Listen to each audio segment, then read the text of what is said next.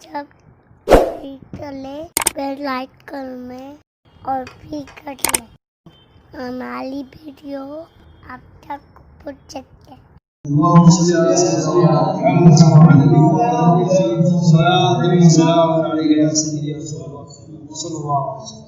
ये बताइए मेरे मसले का जवाब के जिसका वुज़ू ना हो या जिस पर गुस्ल फर्ज हो, क्या वो कुरान पाक को छू सकता है? हलाल है या हराम है? हराम है, बहुत बड़ा हराम। ये तो मसला कल हो गया है। लेकिन आज मसला ये है कि जिस पर गुस्ल फर्ज है या जिसका वुज़ू नहीं है, कुरान को तो नहीं छू सकता। लेकिन कुरान के अलावा ये किताबें होती हैं, हमारी इस्लामी किताबें, हदीस की किताबें हैं, मसले की किताबें हैं, तो क्या इन पे हाथ लगा सकता है? क्या इनको पकड़ सकता है? इनको छू सकता है? तो जवाब ये है, जिसका वुज़ू ना हो या जिस पर गुस्ल फर्ज हो, कुरान छूना तो हराम है, लेकिन दीनी किताबें छू सकता है, हाथ भी लगा सकता है। लेकिन मकरूह तंज़ीही है, शरीयत को ये पसंद नहीं है, लेकिन अगर वो ऐसा करता है तो गुनहगार है। वो मैं अर्ज़ कर रहा हूँ, ये तो है किताबों के छूने का मसला। ये जो दीनी किताबें हैं, पम्फलेट हैं, रिसाले हैं या हदीस की किताबें हैं, मसलों की किताबें हैं, जिसका वुज़ू ना हो या जिस पर गुस्ल फर्ज हो, इन किताबों को छू भी सकता है, पढ़ भी सकता है, कोई भी देख सकता है, सारे काम कर सकता है। लेकिन इन किताबों के ऊपर या इन किताबों के अंदर या इन किताब के पैक अगर कुरान शरीफ की कोई आयत लिखी हुई हो या कुरान की कोई आयत का तर्जुमा हो, तो उसका छूना अब भी हराम रहेगा। किताब को तो पकड़ना जायज़ है, इसको पढ़ना भी जायज़ है, लेकिन इसके ऊपर अगर कुरान शरीफ की कोई आयत लिखी हुई, आयत का तर्जुमा हो या अंदर कुरान शरीफ को आयत, जैसे ये देखिए कुरान शरीफ की आयत देख रहे हैं आप, ये देखिए कुरान शरीफ की आयत लिखी हुई, ये आयत है, ये सामने तर्जुमा है। अब जिसका वुज़ू नहीं है, जिस पर गुस्ल फर्ज है, उस पर हाथ नहीं लगा सकता। ये पढ़ तो सकता ही, ये देखिए पकड़ना है, लेकिन ये हाथ नहीं लगा सकता जब आयत लिखी हुई है या आयत का तर्जुमा लिखा हुआ है। ठीक है, इसलिए आप ये मसला हमेशा ध्यान में रखिएगा। और कोई किसी बाबा इस तरह कहते सुने कि भैया जिसका वुज़ू ना हो या जिसका गुस्ल फर्ज हो और जिसकी किताबें भी नहीं छू सकता, तो ये गलत कहता है, आप उसकी सलाह कर सकते हैं। आगे चलिए, अब हमारे वो भाई जरा तवज्जो देंगे जो अखबारात पढ़ते हैं। अखबारात के अंदर भी आए दिन कुरान शरीफ की आयत के तर्जुमे आते रहते हैं। ठीक है, तो जिनका वुज़ू ना हो या जिस पर गुस्ल फर्ज हो, अखबार पढ़ने वाले ऐसे लोग तवज्जो कर लिया करें कि अगर कुरान की किसी आयत का तर्जुमा अखबार में दे दिया गया और बंदा यूं पढ़ रहा अखबार को लेकर के, उसका अंगूठा या उंगली का कोई भी कोरा, यहाँ तक कि नाखून भी अगर उस पर टच हो रहा हो, तो ये हराम और जहन्नम में ले जाने वाला काम है। अब आगे सुनिए, ये मसला कर हो चुका था, लेकिन आगे फिर आ गया तो और मसला पक्का हो जाएगा। जिस पर गुस्ल फर्ज हो, कुरान की आयत पढ़ सकता है भाई, वो कुरान को कुरान की नियत से पढ़ सकता है। वो जिस पर गुस्ल फर्ज हो, क्या वो कुरान को कुरान की नियत से पढ़ सकता है? तबर्रुक की नियत से पढ़ना चाहिए, अल्हम्दुलिल्लाह, इन्ना लिल्लाहि व इन्ना इलैहि राजिऊन, ये पढ़ सकता है ना। लेकिन जिस पर गुस्ल फर्ज है तो दुरूद शरीफ पढ़ सकता है, आज़ान हो रही तो जवाब दे सकता है। कहीं जलसा हो रहा था और ऐसा शख्स गुजरा पास में से जिस पर गुस्ल फर्ज था, अल्लाह ना करे नापाक था वो, लेकिन उसके बाद से उस वक्त गुजरा जब लोग सलाम पढ़ लेते ज़ुहर की बारगाह में, अब उसको भी मना आ गया है, पढ़ लो ज़ुहर की बारगाह साथ में खड़े हो, तो क्या गुनहगार होगा? नहीं। तो क्या पढ़ना नाजायज है, क्या पढ़ना हराम है? जिस पर गुस्ल फर्ज हो उसके लिए सिर्फ कुरान को कुरान की नियत से पढ़ना, ये नियत बहुत जरूरी है। आप अगर यूँ कहेंगे कुरान पढ़ना हराम है डायरेक्ट ही, तो शायद मसला गलत हो सकता है, होगा नहीं, हो सकता है। ठीक है, तो कोई भी आपके सामने दूसरा सवाल बच सकता है, ये क्यों कह दिया आपने? अब मैंने खाना खाया, नापाकी की हालत थी और मैंने कहते अल्हम्दुलिल्लाह, तो क्या हराम काम कर लिया गया? मैंने तो कुरान शरीफ में पढ़ा था, ये हराम नहीं। ठीक है, तो कुरान को कुरान की नियत से पढ़ना हराम। अच्छा, कल ही भाई सबने सवाल किया था, वही कौन थे मुझे बात नहीं भूल गए, आप में से कोई थे, आप में से कोई थे भूल गए, फिर अल्लाह उनको भला करे, उनको दोनों जान की बरकत का फरमाए। तो उन्होंने अच्छा सवाल किया कल के अगर कोई शख्स कुरान इसलिए पढ़ रहा है कि इसका सवाब अपने मरहूमों को पहुंचाए और उसको गुस्ल भी फर्ज है, तो आप क्या पढ़ सकता है? कल हमने उसका बयान हुआ था ना, बयान किया था आपके सामने कि कुरान को कुरान की नियत से नहीं पढ़ सकता। तो उस भाई ने अच्छा ये नुक्ता अपने ज़हन में महफूज किया था। यहाँ से खड़े होने के बाद उसने पूछा कि चलो ठीक है, कुरान की नियत से नहीं पढ़ सकता, लेकिन क्या अपने मरहूमों को ईसाल सवाब करने के लिए कुरान पढ़ सकता है? आपका जवाब बताइए। क्या ये तो कुरानी हो गया ना, ऐसी बात है। हाँ, ईसाल सवाब की तो उसकी नियत है, लेकिन ईसाल सवाब जिसका कर रहा है वो कुरान पढ़ करके ईसाल सवाब कर रहा है, तो ये नहीं कर सकता। हाँ, अगर दुरूद शरीफ पढ़ के सारे सवाब करना चाहे तो, आसान का जवाब देकर ही सारे सवाब करना चाहे तो, सुभान अल्लाह, माशाअल्लाह, ला इलाहा इल्लल्लाह, मुहम्मद रसूलुल्लाह सल्लल्लाहु अलैहि वसल्लम, अल्लाहु अकबर वगैरह पढ़ के ये सारे सवाब करना चाहे तो कर सकता है। माशाअल्लाह। आगे चलिए, अब बता रहे कि वो शख्स जो तंदूर में जो काम करते नहीं, लोग रोटी पकाते हैं, और मुसलमान भी माशाअल्लाह में काफी होते हैं, तो अब आटे गूंदने में बहुत सारा कुछ आटा लेंगे, नाखून में चला गया, अब वुज़ू कर रहे हैं तो निकले नहीं, जाके नमाज पढ़ ली, नमाज होगी नहीं। या चलो नाखूनों के अंदर तक तो पानी पहुंचाना फर्ज नहीं होता, लेकिन मान के चलिए किसी ऐसी जगह पे लग गया जैसे मान नहीं लग गया और उनको सूख गया, उन्होंने वुज़ू भी करने ध्यान नहीं रहा और उनको ऐसे चिपका रह गया और हो गई नमाज। अब देखिए आगे का मसला है।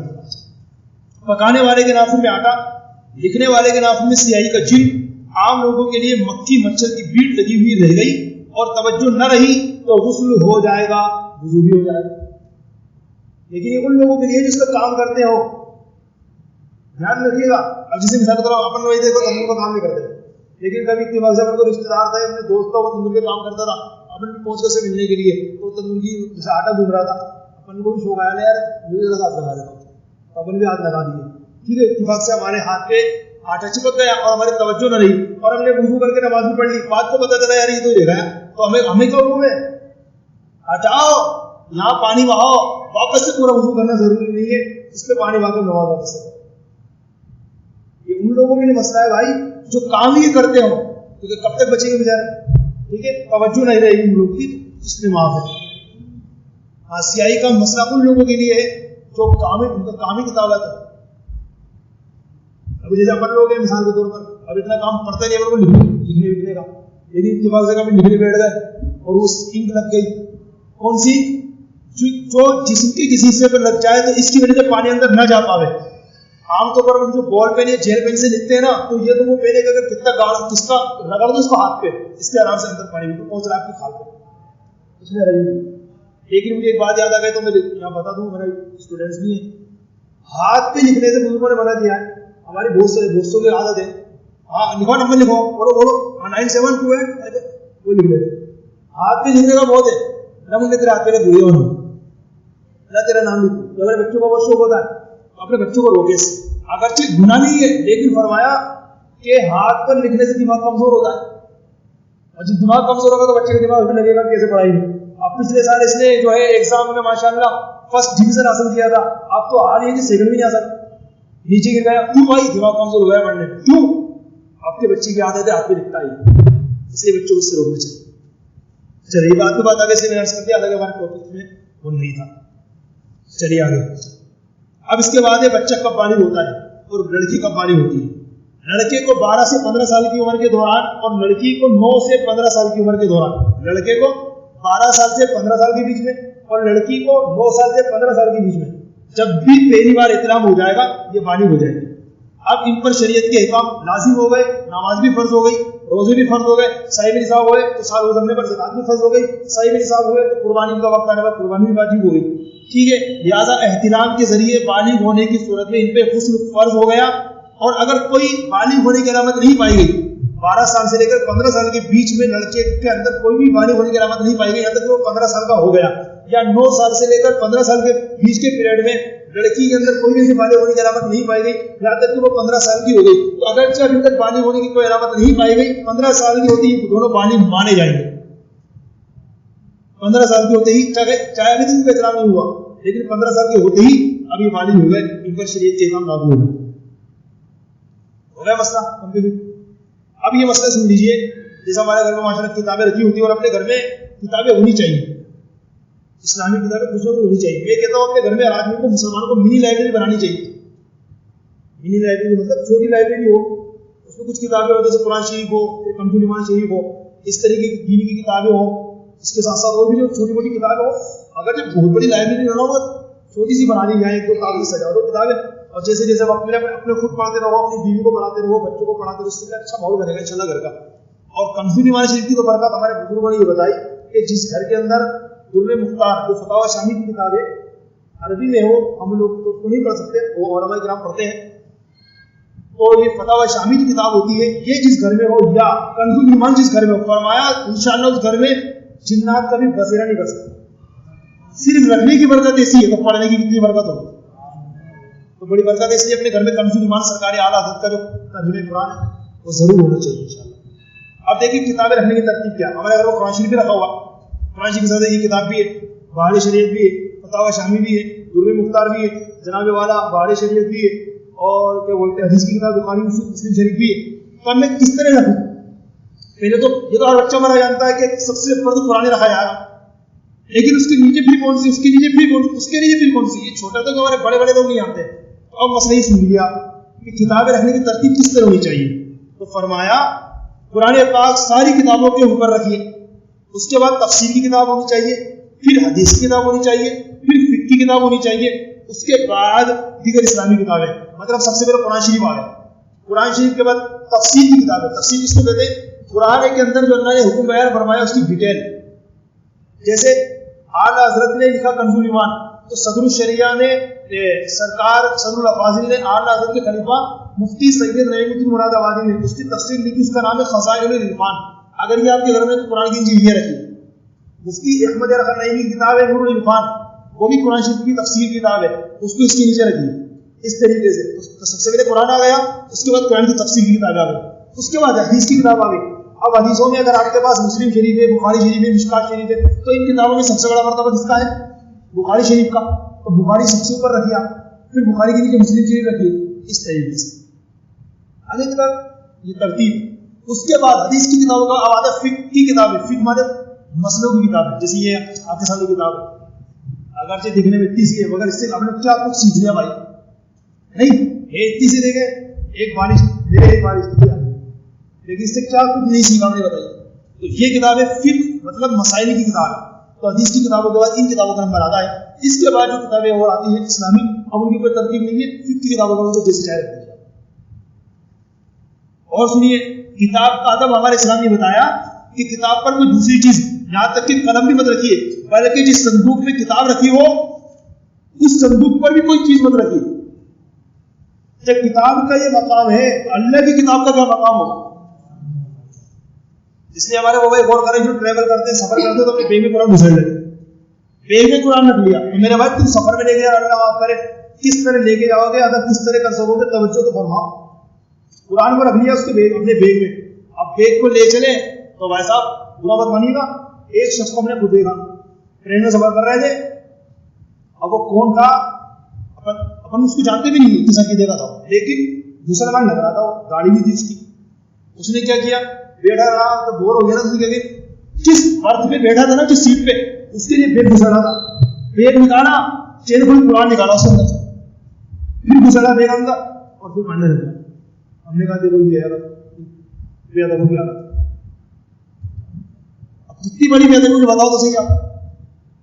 मैं ये बहस नहीं कर रहा कि ऊपर जगह थी कि नहीं थी, सारे वादा खत्म। मेरे भाई तू कुरान के लिए अपनी जान की कुर्बानी दे दे, तू हट जा, जिस बर्थ पे तू बैठा यहाँ बेग रख, अपना आराम नहीं, अल्लाह की किताब का आराम दे। लेकिन उसने अल्लाह की किताब को बेग में के बेग नीचे रख दिया। अब ये हो सकता था कि चलो भूल गया होगा, तो भाई आपने देखा नहीं, बेग में से कुरान निकाला उसने, फिर पढ़ करके उसी बेग में रख के फिर अंदर घुसा दिया। ये है आप। अब ऐसे लोगों का अल्लाह का हिताब और अज़ाब नाज़िल नहीं होगा, तंदस्तिया कर्जदारी का मुकद्दर नहीं मिल होता, क्या होगा? कुरान का अदब नहीं होगा। खैर, आप सब और हम सब अल्लाह के बंदे हैं, उसके नबी के गुलाम है, इसलिए अपने को तो अदब करना चाहिए, ठीक है ना।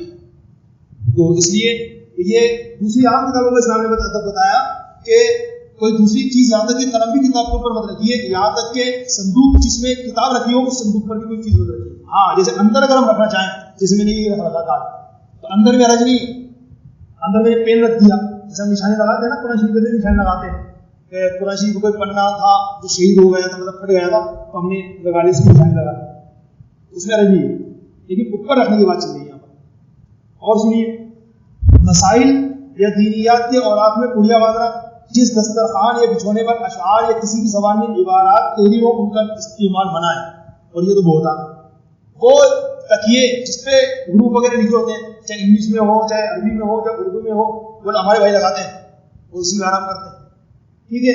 यहाँ तक कि हमारे घरों में इस तरह के दस्तरखान यूज हो रहे हैं खाना खाने में, जिस पर अशार वगैरह लिखे होते हैं, अशार लिखे होते हैं, ये कंपनी का नाम लिखा हुआ होता है, تو اس طریقے جو ہے استعمال کا منع ہے. ہاں اگر دسترخوان کے ایک طرف دسترخوان تو نہیں ہے کمپنی وغیرہ کا نام, مگر دسترخوان کے ایک طرف چٹ لگی ہوتی ہے جیسے ہمارے مسلوں پہ چٹ لگی ہوتی ہے, تو اسلام نے ان کو منع کیا کہ ان کو پہلے پھاڑ دو, ہٹا دو, ان کو ٹھنڈا کر دو, اس کے بعد اس کو استعمال کر سکتے.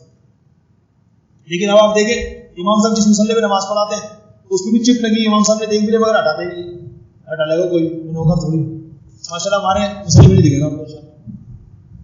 خیر یہ توجہ دینے کی بات ہے.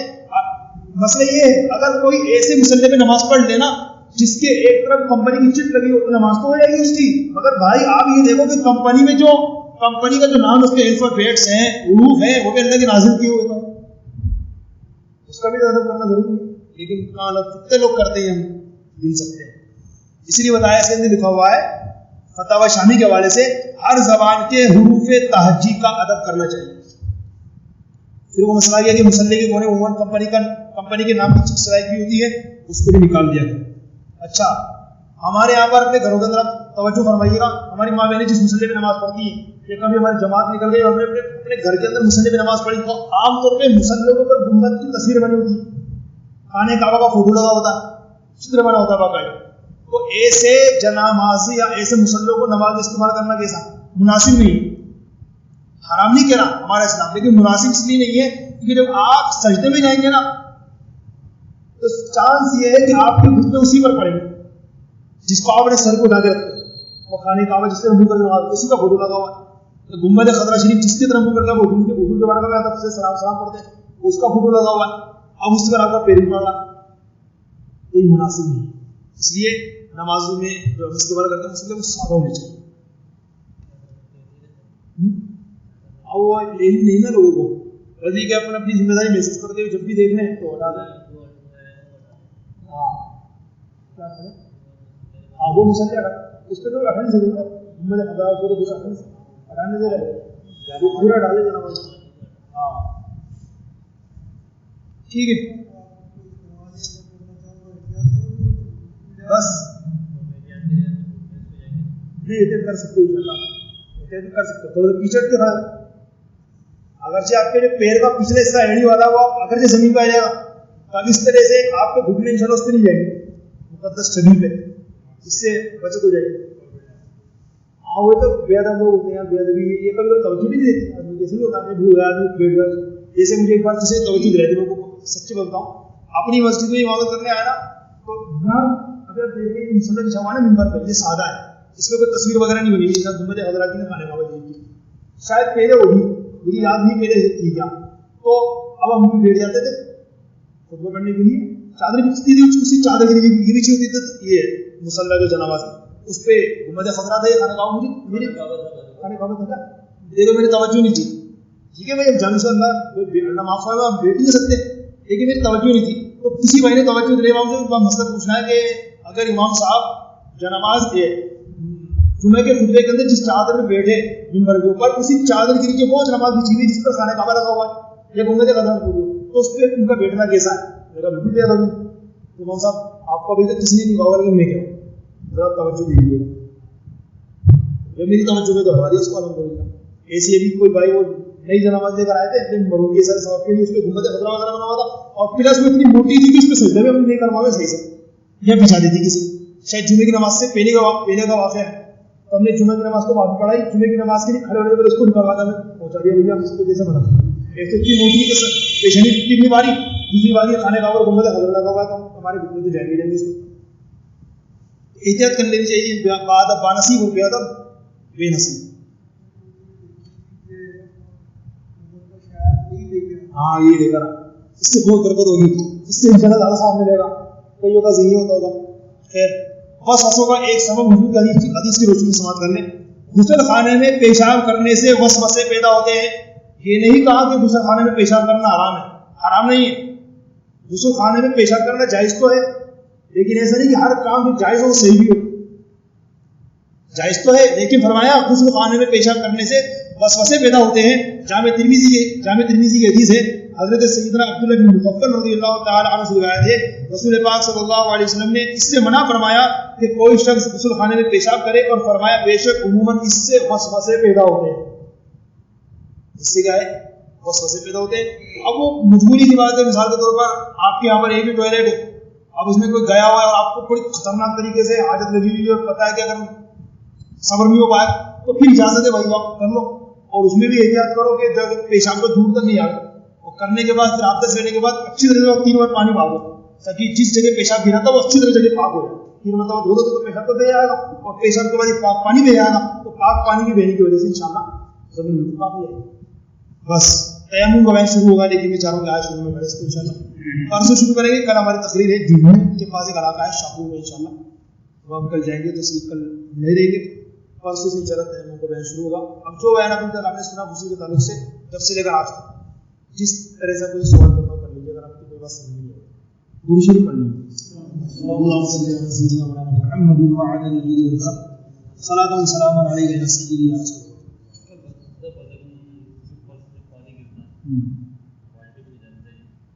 अब नहाते नहाते कभी अपन ने पूरा किया नहीं, सिर्फ नजासत हुई है और उसको हासिल नहीं किया, कर रहे हैं।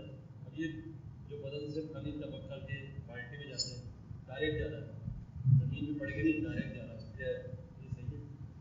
ये पानी में कोई खराबी आती है? सुभान अल्लाह के लिए बहुत अच्छा मसला पूछा हमारे सही। मैंने कल हमारे जुम्मे में ना पूछा था नहीं, हमारे बदन को नजासत लगी थी, अल्लाह ने करे उस नजासत से टच होकर, या जमीन पे कोई नजासत थी, उस नजासत से टच होकर कोई छींटा उस पानी में चला गया, बाल्टी वाले पानी में, तो हमने बताया था कि अगर आप कंफर्म मालूम है कि गया है और इसी नजासत से टच होकर गया है तो सारा का सारा पानी नापाक हो जाएगा।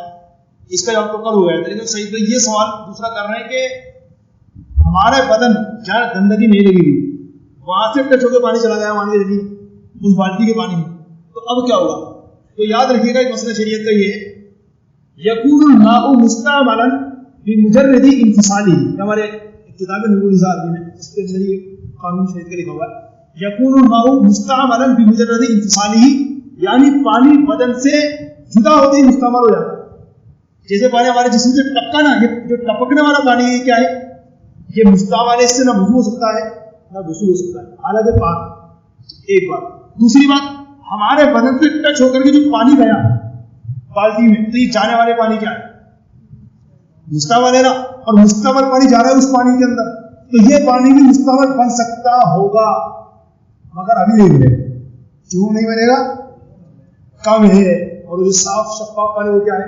वो ज्यादा है। और आपने पहले मसला समझा कि मुस्तअमल पानी को अगर हम वुज़ू में लाना चाहें, वुज़ू गुस्ल के काम में, तो क्या तरीका था कि मुस्तअमल पानी को जो ज्यादा साफ शफाफ पानी उसमें डाल दो, जैसे 1 लीटर पानी मुस्तअमल है और 2 लीटर वो है, तो उसको उसमें डाल दो, सारा पानी आपके लिए काम का हुआ है, वुज़ू भी करो गुस्ल भी करो। तो यहाँ भी सुभान अल्लाह। और बताइए,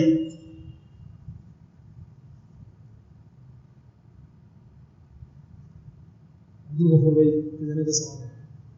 आप करते हैं अच्छा सवाल है, तो ये बताइए कि सवाल है। मैं आपसे एक सवाल करने वाला था आज, लेकिन वो ज़हन से निकल गया। बहुत अच्छा सवाल है।